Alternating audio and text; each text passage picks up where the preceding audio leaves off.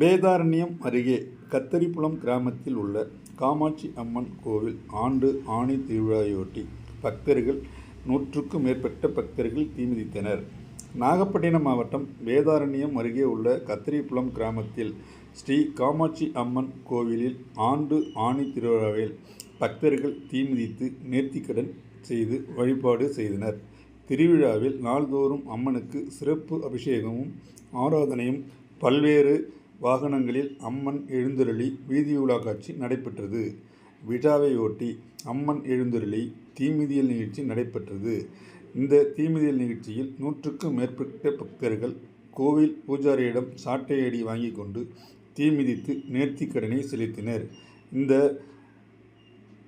கோவில் திருவிழாவில் சுற்று வட்டார பகுதிகளிலிருந்து திரளான பக்தர்கள் கலந்து கொண்டு சுவாமி தரிசனம் செய்தனர். பாதுகாப்பு ஏற்பாடுகளை கரியாப்பட்டினம் காவல்துறையினர் செய்திருந்தனர்.